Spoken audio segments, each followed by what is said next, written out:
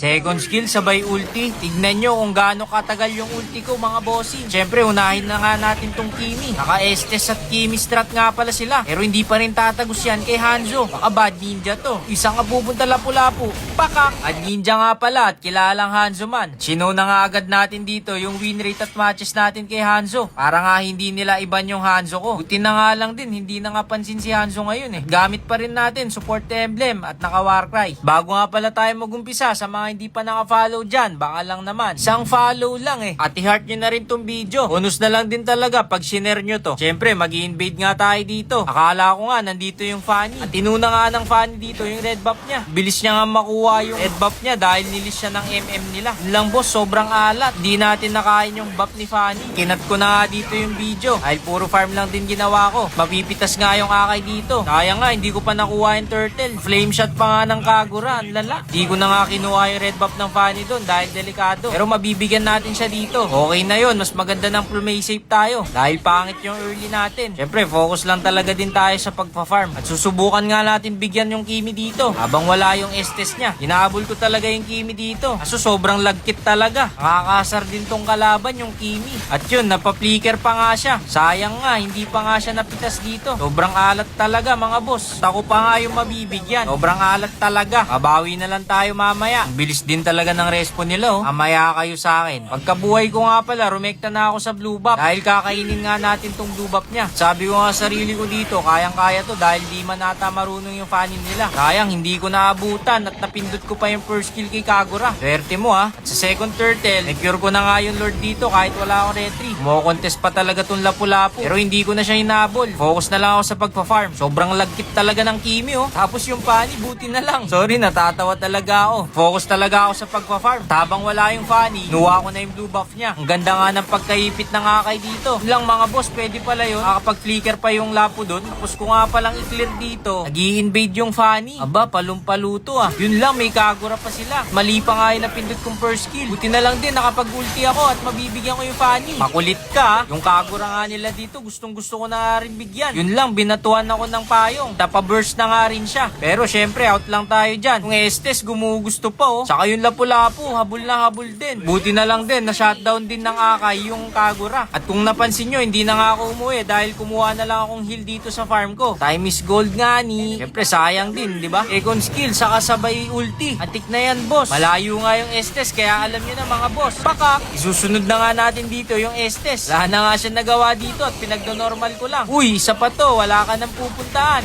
Pakak! Diyo nakakabawi-bawi na nga tayo dito kay Hanzo. Tapos meron pang minions dito, paldo. Yun lang boss, lumabas yung Kagura. Out tayo dyan. Syempre, sisecure na rin natin yung Lord dito. Di nga makaporma yung Fanny nila dahil may hilda kami. Kakuha sa Lord, syempre out lang. Ikot-ikot pa nga yung akay dun. Pero binalikan ko din sila dito. Kumuha lang talaga ako ng heal. Ang tatarget lock natin dito, syempre Kagura na lang. Pakak! Grabe nga yung lapu-lapu, ang kunat. Kaya out na lang tayo dito at mag-focus na lang tayo sa pagpa-farm. Yun lang mga boss, papunta sila dito sa blue buff natin. Kaya sa inyo na yan, bahala na kayo dyan. Ida ng mga to, daya din talaga ng Estes at Kimi. Syempre, may Demon Hunter na tayo kaya kaya na natin makipagsabayan. At syempre, ang isusunod nating item dito, anti-heal. Si Halberd na agad para talagang sabayan na. Ang ganda nga rin talaga ng pick namin dito, dalawang tank. Kaya medyo mahihirapan sila. Syempre, target lock natin dito yung Estes para walang mag-heal sa kanila. Niretry ko na nga yun. Syempre, tamang KS lang. Ito, kanina pa tong Kagura eh. Pansin nyo ba boss, sobrang tagal ng ulti ko? At ang sakit ko na rin. Pakak! Langan ng katakas boss. My turn na, my turn. Harap-harapan na nga ako nagulti dito kay Lapu-Lapu. Syempre, sinubukan ko din habulin. Lang, ang layo na, kaya tinawer ko na muna. Pero yung Hilda, parespo na. Dodge nga natin yung stun niya. Yun, pinalakul. Papaultiin na nga natin dito yung Estes nila. Kaya okay na yun, sabay out. Syempre, malaking tulong na yun dahil wala nang ulti yung Estes. Kung Fanny nga nila dito, ang lakas ng loob. Oh. Level 11 pa lang siya, ako level 15 na. Syempre, target lang talaga natin dito yung Estes. Pag wala na to, wala na rin sila. Pero hindi na tumagus si Estes sa akin dahil